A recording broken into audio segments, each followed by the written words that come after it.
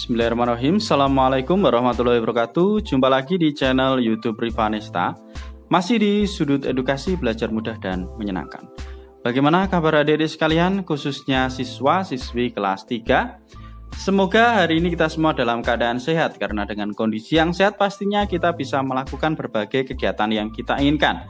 Dan dengan kondisi yang sehat pula kita bisa belajar bersama untuk membahas soal-soal dari buku penilaian Bu Pena untuk SD atau MI kelas 3 ya. Dan kali ini kita akan melanjutkan pembahasan untuk buku 3D tema 7 perkembangan teknologi subtema 3. Jadi yang masih ketinggalan pembahasan sebelumnya bisa dilihat di playlist Bu Pena kelas 3. Dan jangan lupa untuk selalu berdoa agar diberikan kemudahan dan kelancaran di setiap kegiatan yang kita lakukan. Oke, langsung saja kita menuju ke yang akan kita bahas hari ini, yaitu di tema 7 subtema 3 pendamping pembelajaran 4 ya adik-adik sekalian. Nah, pendamping pembelajaran 4 ini ada di halaman 64. Halaman 64. Di sini ada ayo berlatih untuk muatan pelajaran bahasa Indonesia ya, KD 3.6. Kita diminta terlebih dahulu untuk membaca teks ya, dengan judul Perkembangan Telegraf. Oke, langsung saja ya adik-adik semua, saya bacakan kali ini. Perkembangan telegraf. Telegraf adalah suatu alat untuk mengirim dan menerima pesan dari jarak jauh. Telegraf menggunakan listrik untuk mengirimkan pesan dengan menggunakan tembaga. Pesan yang dikirim dan diterima berbentuk sinyal dan kode-kode sederhana yang dikenal dengan kode Morse. Oke, kemudian kita lanjut ke paragraf yang kedua. Kode Morse merupakan sistem perwujudan huruf, angka, dan tanda baca dengan sinyal menggunakan kode titik dan garis yang disusun mewakili alfabet tertentu. Kode Morse yang dikirim melalui telegraf adalah media komunikasi yang memiliki jangkauan terluas dan tercepat. Paragraf yang ketiga. Telegraf pertama ditemukan oleh Samuel F.B. Morse pada tahun 1837 di Amerika Serikat.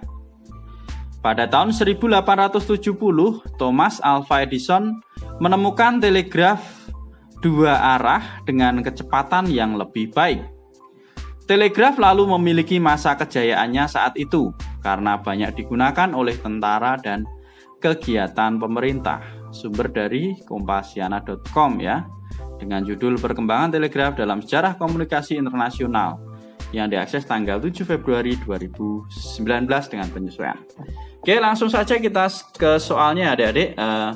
Kerjakan soal-soal berikut. Nomor 1, carilah makna kosakata berikut di dalam kamus. Yang A ada sinyal, yang B ada kode, yang C telegraf, dan yang D ada jangkau ya. Oke, untuk yang nomor 1 di sini sudah coba saya kerjakan ya adik-adik, bisa disimak terlebih dahulu. Nah, untuk halaman 64 ya, yang nomor 1 tadi mencari makna dari kosakata yang pertama, sinyal ya. Sinyal itu artinya adalah tanda isyarat ya, bisa berupa lampu, bisa berupa suara ya, itu sinyal. Kemudian yang kedua ada kata kode ya. Kode itu artinya adalah tanda yang disepakati untuk maksud tertentu. Kemudian yang C ada telegraf. Telegraf tadi ada juga ya di teks ya pengertiannya. Jadi telegraf adalah alat untuk mengirim dan menerima pesan dari jarak jauh. Dan yang terakhir ada jangkau ya, D ya, ini jangkau. Jangkau itu berarti capai. Nah, kalau terjangkau berarti tercapai ya. Jadi pengertian jangkau itu adalah capai ya. Itu untuk yang nomor 1. Kita lanjut ke soal nomor 2. Tandailah kalimat utama setiap paragraf. Nah, di sini ya, jadi untuk kalimat utamanya ini ada 3 paragraf. Kalimat utamanya ada di baris yang pertama dia paragraf ya. Oke. Ini saya tandai terlebih dahulu ya, Adik. Oke, adik-adik sekalian, untuk kalimat utamanya setiap paragraf di sini, untuk paragraf pertama, kalimat utamanya adalah telegraf adalah suatu alat untuk mengirim dan menerima pesan dari jarak jauh ya, ini ya sudah saya berikan garis. Kemudian untuk yang paragraf kedua ini juga sama di kalimat yang pertama. Kode Morse merupakan sistem perwujudan huruf, angka, dan tanda baca dengan sinyal menggunakan kode titik dan garis yang disusun mewakili alfabet tertentu. Kemudian kalimat utama untuk paragraf yang ketiga, telegraf pertama ditemukan oleh Samuel F.B. Morse pada tahun 1837 di Amerika Serikat. Ini adik-adik untuk soal yang nomor 2A. Kemudian untuk yang nomor 2B, tulislah gagasan pokok setiap paragraf. Ini jadi ada 3 paragraf. Nah, kita diminta untuk menuliskan gagasan pokoknya. Di sini sudah saya tuliskan ya untuk yang nomor 2B.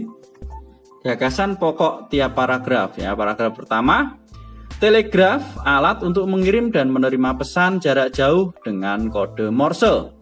Kemudian gagasan pokok paragraf yang kedua, kode Morse menggunakan kode titik dan garis yang mewakili alfabet tertentu dan dikirim melalui telegraf.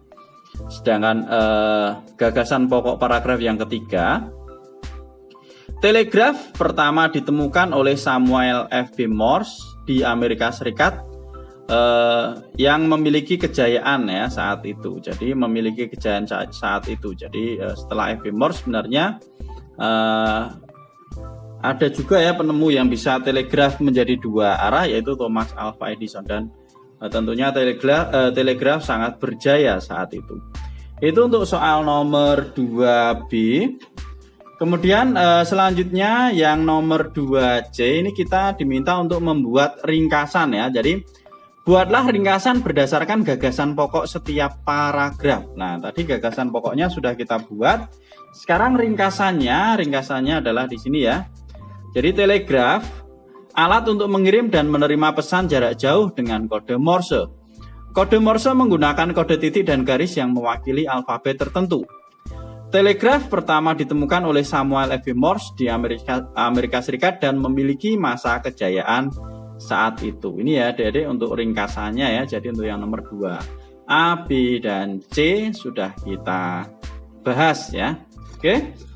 Selanjutnya kita masih di halaman 65. Kalau tadi bahasa Indonesia ya 64 sampai 65. Sekarang halaman 65 ini ayo berlatih untuk mata pelajaran PPKN ya, mata pelajaran PPKN.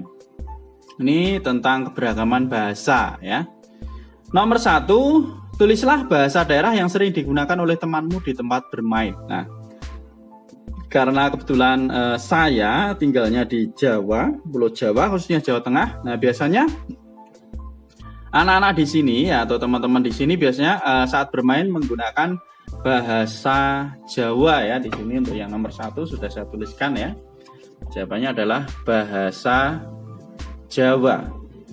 Kemudian lanjut ke nomor 2. Menurutmu apakah keberagaman bahasa daerah yang dimiliki teman-temanmu menjadi penghalang bagimu untuk dapat berkomunikasi dan bermain bersama mereka? Oke, itu yang nomor 2. Nah, jawabannya adalah tidak ya. Jadi, keberagaman bahasa daerah itu bukan penghalang untuk berkomunikasi.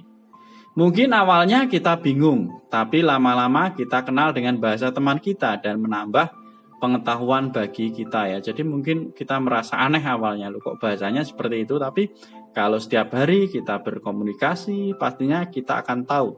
Jadi akan menambah pengetahuan kita tentang bahasa daerah lain. Itu ya adik-adik untuk yang nomor 2. Sekarang yang nomor 3, tulislah beberapa contoh cara melestarikan bahasa daerah yang ada di Indonesia. Nih ada, saya tuliskan ada 3 ya. Jadi yang pertama, selalu mempelajari bahasa daerah. Yang kedua, berbicara menggunakan bahasa daerah. Dan yang ketiga atau yang C, mengenalkan bahasa daerah kita ke daerah lain. Itu adalah 3 cara bagaimana bahasa daerah dapat lestari ya. Ya adik-adik, untuk pendamping pembelajaran 4 ya sepertinya sudah selesai ya. Jadi cuman hanya ada di halaman 64 dan 65 ya. Oke, terima kasih sudah meluangkan waktu untuk belajar bersama. Mohon maaf apabila ada kekurangan, silahkan pertanyaan atau saran bisa dituliskan di kolom komentar untuk kita diskusikan bersama-sama. Dan yang masih ketinggalan bahasan sebelumnya bisa dilihat di playlist ya, Bu Pena kelas 3. Sekali lagi terima kasih dan mohon maaf apabila ada kekurangan. Saya akhiri, Assalamualaikum warahmatullahi wabarakatuh.